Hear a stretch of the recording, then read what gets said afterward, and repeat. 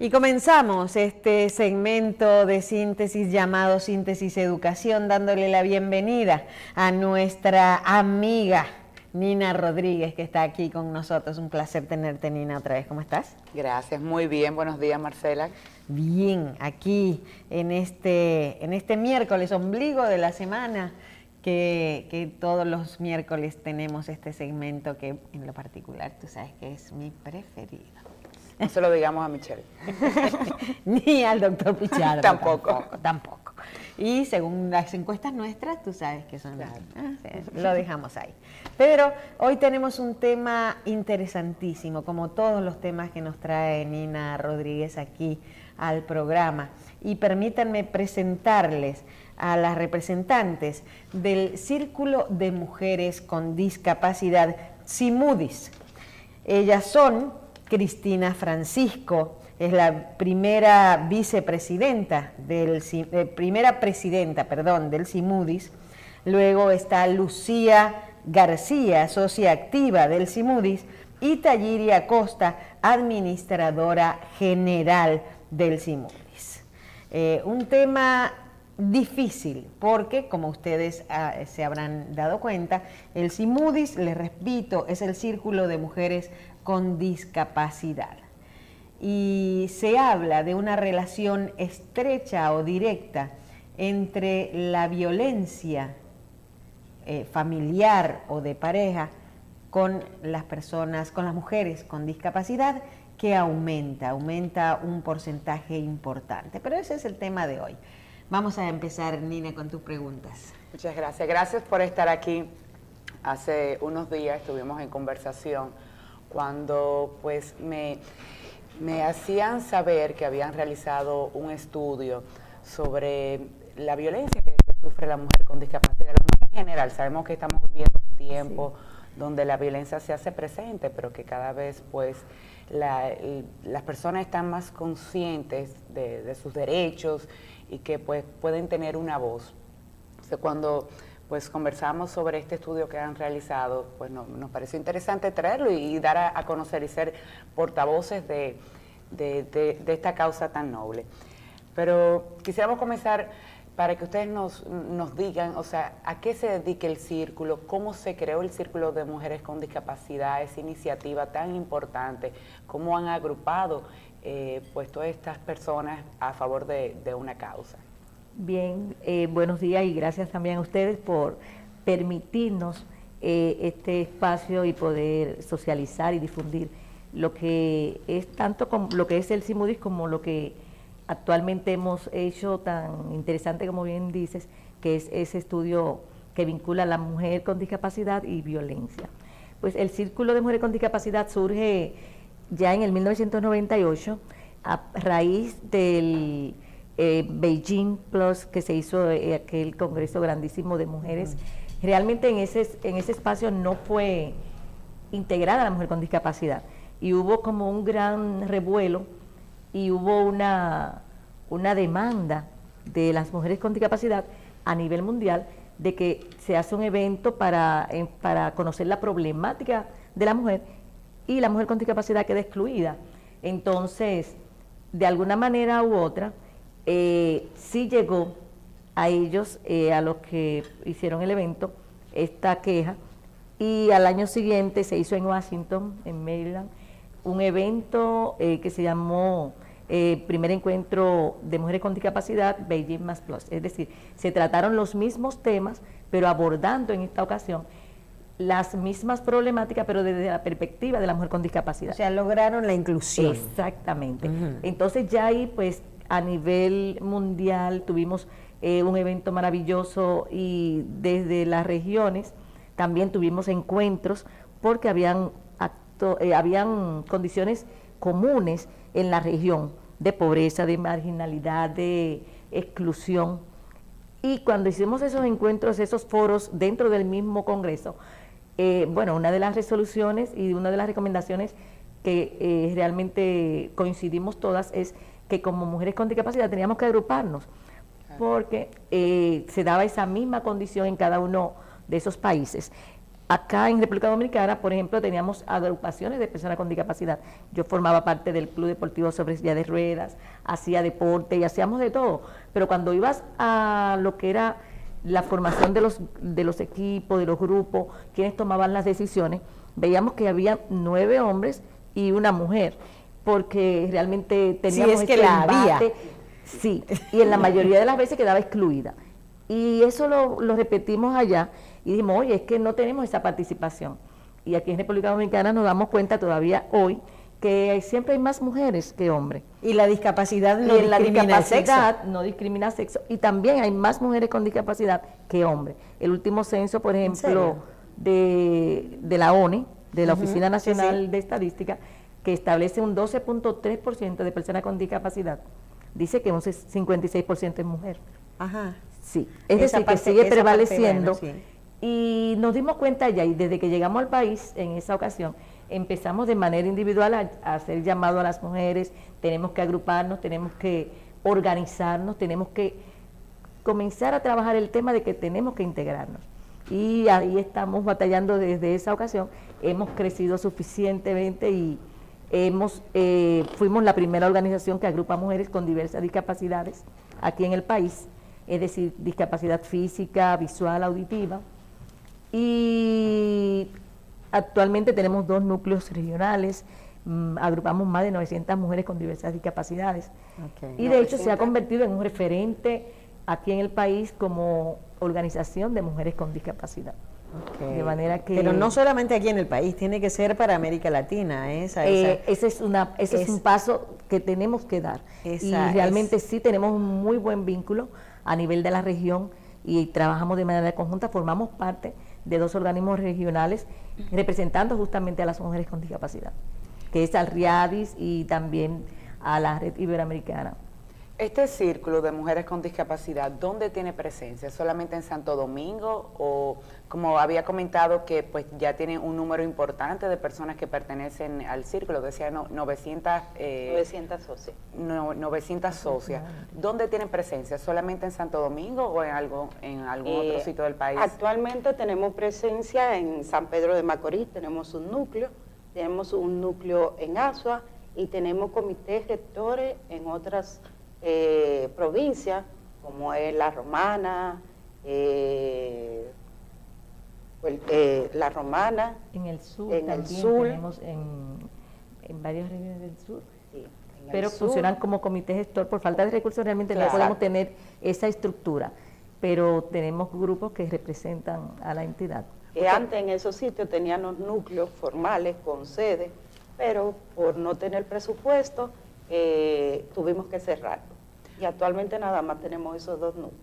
Ustedes comentaban que, bueno, parte de la función del círculo es concientizar de esos derechos que tienen las personas con discapacidad y, bueno, y las mujeres, que somos tan discriminadas, lamentablemente. Eso no solamente por el hecho de tener una condición, sino per se, es una lucha que todavía llevamos en nuestros hombros y que vamos dando pasos.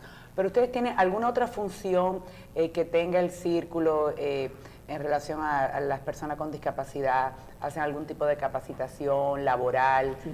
Más allá de la concientización de las personas, ¿tienen alguna otra función que desempeñen?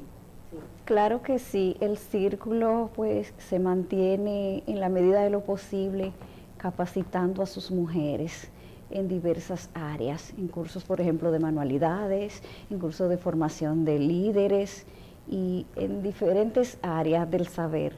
El círculo capacita a sus mujeres. Y en cuanto a la inclusión laboral, ¿cómo desde su perspectiva, o sea, cómo las empresas o el Estado ha apoyado esta inclusión, que por derecho, incluso por ley, tanto el Estado como las empresas privadas, hay una cuota de inclusión que deben tener? Me parece que en las empresas privadas es un 3%. No, un 2%. Un 2%. Y la del gobierno un 5%. ¿Cómo vamos en ese sentido? En ese sentido no hemos avanzado un poco, no lo suficiente. Las empresas del Estado son las que más han abierto a las personas con discapacidad, pero la mujer con discapacidad es la que menos está insertadas en el ámbito laboral. En las instituciones del gobierno se ha llegado a aumentar la cuota de personas con discapacidad en los empleados, en la empleomanía. En algunas, sí. En algunas. Sí, lo que pasa es que todavía se requieren acciones concretas para que se comience a implementar ya de manera, como lo establece la ley, que en cada empresa se aplique ese porcentaje. Pienso que desde el organismo rector se están haciendo acciones para que junto al Ministerio de Trabajo y al MAP se comience a regular, porque es un cambio Claro. que viene a establecerse y hay que concientizar, hay que establecer ese mecanismo de vínculo con los empresariados, que establezcan los ajustes que haya que hacer, tanto en las adecuaciones físicas, estructurales, que son a veces las principales barreras, Claro. como el hecho de que las personas cuando tengan una formación puedan ingresar a un trabajo, no con un trabajo de manera asistencialista, Claro. porque como tiene una discapacidad lo voy a poner en la puerta para que reciba o en el ascensor, sino que la persona se formó, fue una universidad Seguro. con muchísimas barreras, rompiendo muchísimas barreras, y que pueda ocupar una posición acorde a su formación. Y hablando de romper barreras, perdón, Nina, me vino a la mente, quizás vamos a salir un momentito del tema central, pero las barreras para estudiar, para prepararse, para montarse, y lo veíamos el otro día en una empresa de autobuses, que es la primera que tiene una rampa que para que tenemos que pueda aplaudir, subir, porque sí, ¿verdad? un avance. Claro. Verdad, sí, un aplauso a esa Ahí empresa. ese aplauso, sí, Realmente. ha creado, y es un tema que venimos hace mucho tiempo Las universidades reclamando, porque las es la primera escuelas. barrera para la formación, es que si tú El no tienes transporte. cómo transportarte, Claro. ¿cómo llegas Exactamente. a la universidad? A un centro ¿Cómo llegas a la educativo, escuela? a la escuela. Y eso es un tema que el Estado tiene una responsabilidad pendiente Por con eso, este sector. por eso mismo, a eso apuntaba, las aceras. Ahora yo he visto que se están cambiando muchos contenes y se están preparando esas rampas para poder subir en las esquinas, pero no es en todas las esquinas. La calidad de las aceras, no nos podemos engañar, en algunos lugares es muy buena, pero en otros lugares las aceras están Claro. muy deterioradas. Las tapas de las de las Hidrantes, cloacas, sí, de los hidrantes están faltando. Es un peligro Peligroso. horrible para todo el mundo. El acceso a las escuelas. Hay escuelas, se están haciendo las escuelas nuevas con acceso, con rampa para que pueda subir una persona con silla de ruedas o que tengan la facilidad para alguna persona con discapacidad. Y las universidades les dan esa posibilidad. Yo conozco a un muchacho muy preparado, o sea, por él mismo, por su mamá, él es sordo. No es sordomudo, pero tiene una manera de comunicarse que no se le entiende muy bien y quería estudiar en la universidad, pero hubo que pagar, él tenía una beca, hubo que pagar una El traductora, intérprete. un intérprete. Entonces, eso es carísimo y no sé si se puede hacer, si hay muchas personas que tengan la capacidad Quizá lo pueda de hacer, pagar pero una no universidad la doble. Sí. Entonces, las universidades, las escuelas, las aceras, las instituciones gubernamentales, las empresas, ¿tienen los accesos que ustedes necesitan? Realmente no. Yo pienso que dentro de las problemáticas de la discapacidad, una de las principales es la falta de accesibilidad. Okay. Por ejemplo, en la OIM estudiaba un estudiante conmigo y tenían que subirlo a un 5º nivel cargado. Ay, Dios para mío. él hacerse comunicador social igual que yo. Y por ejemplo en los hospitales para atender las mujeres con discapacidad físico-motora no tienen las camillas adecuadas. Y lo que entienden es que somos asexuadas, que no tienen derecho a un chequeo ginecológico, ni a dar a luz, ni nada. Entonces todo esto realmente nos falta mucho por hacer en ese sentido. Eso es importante. Y ustedes como círculo de mujeres, me imagino que tienen que presionar para eso. Sí, y golpear muchas puertas, ¿no? Claro, Sí, claro. sí. Nos mantenemos haciendo campaña de concienciación, tocando puertas, haciendo talleres y todo esto, pero La respuesta es lo que es le lenta. digo, la respuesta es muy lenta. Incluso la ley 5-13 contempla todo eso y se decía que se le iba a ir dando cumplimiento de manera gradual, pero ya han pasado 2 años de su reglamento y eso sigue todavía bastante lento. Sí veo realmente.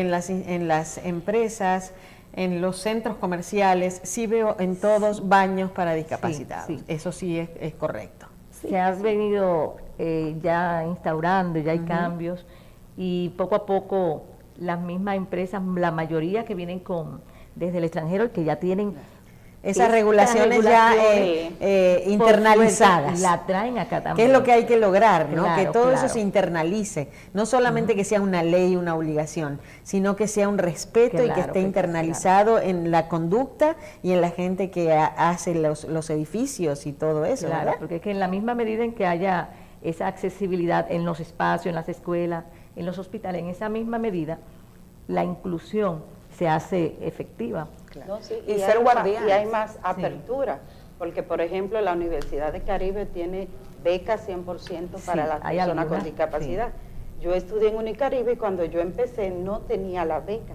Después la pusieron y a mí me dieron la beca, pero no tenía accesibilidad, había que subir escaleras. Ahora tiene pero ellos accesibilidad han muy ido buena ahora. mejorando todo Sí, eso, ya muy tienen buena. ascensor, ya tienen rampa.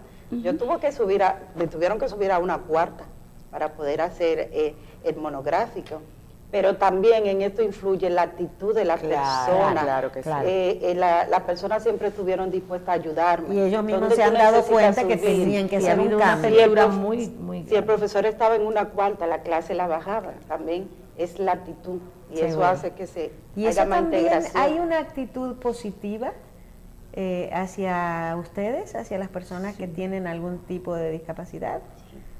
Sí, ¿Ustedes ven? definitivamente Sí, sí. Y la sociedad dominicana, en sentido general, yo conversaba así extra background, que realmente lo que hace falta a veces es conocimiento. Muchas veces tanto la persona, el empresariado, actúan y desconocen el tema de la discapacidad, y desconocen que hay leyes y desconocen que somos sujetos de derechos. Entonces lo que pienso es que falta continuar ese proceso de concienciación, porque en sentido general tú vas y necesitas subir o bajar una escalera y tú encuentras cientos de personas, a diferencia de lugares que tú vas al extranjero y las personas, pues bueno, con un respeto, pero que también es una forma muy de que cada cual haga lo suyo. No, pero el dominicano de por sí es solidario, y si tiene que subirte a una tercera planta lo sube, pero va en riesgo de tu Claro, salud, pero claro. también en riesgo y en detrimento de tu dignidad como persona y como ser humano, que tienes derecho a subir a un lugar de estudio igual que todos los demás, pero que haya la rampa o haya el ascensor. Ustedes tienen un reto grande, porque no solamente, como decían, es las barreras físicas que hay que Sí, romper, sino también las barreras actitudinales. mentales, de que puedan entender que son sujetos de derecho. Hay veces, como todas las cosas grandes en la vida y todos los avances, que tiene que pasar una situación determinada que quizás no sea agradable, ni sea la idónea, como sucedió en la universidad que mencionaba, que hubo que desplazar a un cuarto piso, pero a partir de eso, pues fue fruto de que hubiesen mejoras. Exacto. Y que beneficiaran Claro. a una gran población que hoy día lo está viviendo. Entonces, a veces, Exacto. lamentablemente, nosotros somos sujetos de pasar una situación no agradable, pero que va en beneficio de muchas Y personas. que eso contribuye a que los que vienen atrás no la pasen. Tengan ya un Claro. camino un Un poco camino. más allanado, que Sí. eso es maravilloso. No, realmente en ese sentido, si miramos hacia atrás, los trabajos que yo pasé Claro. para hacerme profesional, para grabar las clases, para llevar un trabajo a tiempo, los de esta generación van en coche, gracias a Dios. Sí. Así Qué mismo. bueno, pero A fruto vida eso es propia, válido, un trabajo eso es arduo. válido. Eso es importante. Pero volviendo al tema central que nos trajo aquí hoy, este estudio que hicieron ustedes y lo presentaron en las Naciones Unidas, en la Casa de las Naciones Unidas, sobre la violencia que sufren las mujeres con discapacidad, que aunque nos parezca mentira y nos resultaría lo normal todo lo contrario, en las mujeres con discapacidad la violencia intrafamiliar sube en su número, y también inclusive abuso sexual. Sí. Eso nos dijo el estudio. ¿Quién me puede contar un poquito más a fondo de este estudio que se ha hecho a través del Ayuntamiento de Cádiz, ¿sí? De la red y de ECUA? Háblenme de lo que es ECUA también, si pueden. Bueno, como Círculo de Mujeres con Discapacidad, nosotros conscientes, partiendo de que un 3% de las mujeres que tienen discapacidad físico-motora y también de ceguera, ha sido producto de violencia intrafamiliar. Partiendo de ahí y partiendo de que cuando una mujer con discapacidad iba a un lugar a poner alguna denuncia, no se veía como una mujer común y corriente, sino como una enferma que se enviaba a salud pública o cualquier otra cosa. Como dijo usted recién, asexuada. Exacto, y que tampoco había las condiciones adecuadas para que una mujer subiera a poner una denuncia a un quinto piso, por ejemplo, etcétera, etcétera. Bueno, pues el Círculo se empeñó en hacer un estudio a profundidad, y con el apoyo del Ayuntamiento de Cádiz, España, de ECUA, con la colaboración también de COSENFER, la Federación Española de Personas con Discapacidad y Condiciones Orgánicas, también la Red Iberoamericana, Red Entidades de Personas con Discapacidad Física, pues nos enfrascamos en hacer este estudio. Y bueno, ahí están los resultados. Realmente teníamos razón. Un 47% de mujeres con discapacidad ha vivido algún tipo de violencia de género. Y bueno, pues Tayiri, puedes abundarnos más sobre los porcentajes. Sí, bueno, también pues la encuesta, sí, también la encuesta la hicimos entre nosotras mismas, mujeres con discapacidad. Aquí, en República Dominicana, sí, aquí en República Dominicana. Sí, fue un estudio que se desarrolló aquí en el Gran Santo Domingo. Sí, en el Gran Santo Domingo. Aquí en el Gran Santo Domingo, con la participación de 198 personas. Entre esas personas están mujeres con discapacidad y tomadores de decisiones de organizaciones que trabajan esta temática. Okay. Este estudio es una pequeña aproximación a la realidad que viven las mujeres con discapacidad. El CIMUDI quería con este estudio, y lo logró, sentar la base y tener datos de que sí, las mujeres con discapacidad sufren violencia, porque se piensa que las mujeres con discapacidad no sufren violencia. En este estudio arrojó que el 1% de las mujeres encuestadas adquirieron su discapacidad por violencia de género. Wow. Cuando hablamos de violencia, el estudio nos referimos en el sentido más amplio, o sea, violencia física, verbal, todo tipo de violencia. Y en realidad también la discapacidad se adquiere a través de algún tipo de agresión física. Sí. Que, muchas de nuestras mujeres la han adquirido a través de la violencia. Wow. Y en ese estudio tuvieron un rango de edad, porque sabemos, y en lo particular he conocido casos de menores de edad que han sufrido con algún tipo de discapacidad, que han sufrido y que sufren recurrentemente abuso sexual, porque precisamente por ciertas limitaciones que tienen, pues quizás son presos de no poder manifestar quizás verbalmente o físicamente o defenderse físicamente. Entonces, muy contrario, como decía Marcela, a lo que se piensa, es un blanco perfecto al cual hay que proteger sus derechos. Este estudio nosotros abarcamos un rango de edad de 19 a 64 años de edad. Queríamos abarcar chicas jóvenes, pero hay que tener otra temática para poder trabajar con esta población. Okay, y el proyecto fue muy corto, para poder abarcarla. Tuvo una duración de 6 meses. Y violencia sexual, ¿qué era lo que más apareció en el estudio? ¿Violencia física, violencia verbal, violencia sexual? Este estudio arrojó que el 14% de las mujeres sufre violencia verbal. El 47% de las mujeres encuestadas en este estudio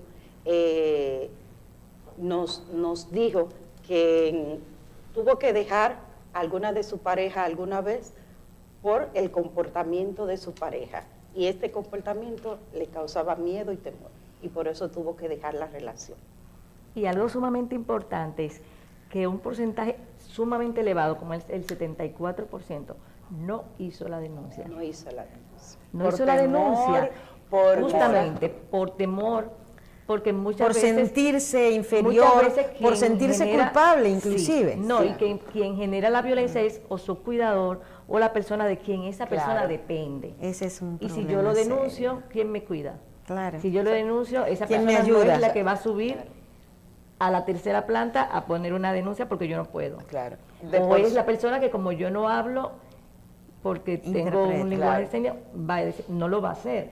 Entonces todo eso involucra el hecho de que entonces queda presa en un círculo. hay un círculo de violencia que no es correspondido, y por eso lamentablemente cuando vamos y que hicimos muy buenos enlaces y contactos con estamentos como con las fiscalías, nos damos cuenta que no hay un registro, que no está, y que se necesita que esas estadísticas de registro de violencia involucren el tema de que si la mujer que hace la denuncia tiene o no una discapacidad, para comenzar a cuantificar y a tomar medidas, que justamente ese es uno de los objetivos de este estudio. Y sería bueno que la asistencia social tuviera una supervisión, pero para eso se necesitan registros de dónde hay personas con discapacidad viviendo, para que la asistencia social se presente, vea, pregunte, supervise la atención a esas personas con discapacidad. Sería muy difícil lo que estoy viendo, es una utopía. Pero se puede. Se puede. Yo creo que se puede ir dando pasos. Se puede, y justamente nos alegra tanto tener este estudio, porque es lo que nos sirve justamente de plataforma de saber que una condición que considerábamos y sabíamos que existía, como es ese vínculo de violencia que existe, podamos decir con datos científicos, mira, esto es lo que hay, y hacer esos acercamientos tanto con el Ministerio de la Mujer, con las fiscalías y con los estamentos que toman decisiones para la violencia, para comenzar a aplicar establecer esas políticas públicas que vayan enfocadas directamente a enfrentar la violencia y la mujer con discapacidad. Hay una violencia que somos sujetas todas las mujeres, porque hay una vulnerabilidad, y es esa violencia urbana. Eso, la violencia urbana afecta, y también somos sujetos de la violencia urbana, y por ende también hay otros tipos de violencias, las que no se ven, como habían manifestado las compañeras, y que están ahí, pero hay que tomar medidas para ver de qué manera se pueden denunciar esas violencias, cuáles mecanismos, qué acciones tomar, qué apoyo brindar a la mujer con discapacidad cuando es sujeta de violencia. Y para terminar, pero me quedó dando vueltas en la cabeza, si la persona con discapacidad, en este momento la mujer con discapacidad, ha adquirido esa discapacidad por su pareja o por un accidente provocado o lo que sea, va a volver a su casa a que la misma persona donde su la verdugo. Ese caso se da. Lamentablemente, la mayoría tiene que volver, vuelve. Sí, no, de hecho, ¿dónde va a ir? Exacto, y simplemente asume su condición de víctima, porque es la persona por la que nuestra vida hoy es. Hay un gran componente de... Justamente lo que decía, la asistencia social, o sea, ¿qué vamos a hacer ya? Logramos que se denuncie ahora. Esa persona tiene un entorno, tiene una realidad que tiene que vivir. Entonces, ¿cuál es la solución? O sea, ¿qué es lo que vamos a hacer a partir de esa denuncia? No que vuelva con su verdugo. Sí, ahí entra también que, aparte de que ya hubo una violencia física, una discapacidad por una violencia física, entra la parte psicológica. Tengo que seguir viviendo con este verdugo que fue el que me privó de mi pierna o de mis manos. Claro. Claro. Horrible. De manera que sí, que este es un reto que tiene el Círculo de Mujeres con Discapacidad. Ya con este estudio, justamente como estamos haciendo con ustedes, socializarlo, darlo a conocer, pero sobre todo compartirlo, llevarlo a estos estamentos. Tenemos sobre todo eso, de darle un seguimiento al trato y al cuidado que se le da a una persona con discapacidad en su hogar. Ya, y ya me voy no solamente a las mujeres, sino a los niños, a los hombres, porque ya me prendieron como una lucecita roja de... Caramba, uno piensa que, claro, a una persona con discapacidad la vamos a cuidar, la vamos a ñoñar, la vamos a ayudar, pero no siempre es así. Y esa persona está encerrada en una burbuja que quizás no pueda salir. En una gran mayoría de las veces, tanto los niños como personas en condiciones de vulnerabilidad reciben la violencia justamente de personas cercanas. Wow. Increíble. Sí. Bueno. Muchísimas gracias a las tres por haber estado con nosotros, por tener la valentía de venir a decir cosas que, como en el caso mío, no se me habían ocurrido, pero que están ahí, que existen y que son una realidad. Quizás a ustedes les haya tocado ser punta de lanza, y lo volvemos a repetir, dándole el nombre a la Universidad del Caribe, que cuando usted comenzó era un problema de accesibilidad y hoy por hoy ya no lo es. Hay unas becas especiales que antes no existían en la Universidad del Caribe, que ya son una realidad. Bueno, entonces, quizás esa punta de lanza que hoy son ustedes en cuanto a esto, el día de mañana se va a ver el fruto y se va a tener asistencia social que visite las casas, que visite la gente que tiene discapacidad y que le pregunten ¿cómo estás? ¿Cómo te tratan? ¿Cómo vamos? Y que haya una respuesta positiva en todos los casos. Amén, así sea. Gracias. Muchísimas gracias a Cristina Francisco, ella es primera presidenta del CIMUDIS, a Lucía García, socia activa, y a Tayiri Acosta, administradora general, la mujer de los cuartos. Muchísimas gracias a las tres. Que lleguen mucho a la asociación para seguir trabajando. Muchísimas bendiciones. Amén. Nina, como siempre, me quedó corto el tiempo, no sé a ti. Faltan como 5 horas de programa para poder hablar con estas señoras. Excelente. Seguimos fuera de cámara. Así es. Muchísimas gracias. Y hay que abordar, por ejemplo, cuando yo que tengo 2 hijas, ella tiene hijos, embarazadas, no conciben que una mujer con discapacidad sale embarazada, tiene sus hijos, y cuando tú vas al centro ginecológico o al hospital te das cuenta que las puertas son así y mi silla es así. Pero eso es porque no han conocido a mujeres luchadoras como ustedes. Así que vamos creando camino y muchas cosas se han mejorado. Claro, y gracias con la ayuda de ustedes que la tenemos ya como aliadas. Claro que sí, vamos a seguir. Tenemos la esperanza de que todo siga mejorando. Amén. Sí, así es. Nina, muchísimas gracias. Hasta el como próximo siempre, miércoles. Excelente. Gracias a ustedes por habernos acompañado. A Nina la despedimos hasta el miércoles que viene y a ustedes hasta mañana, bien tempranito, aquí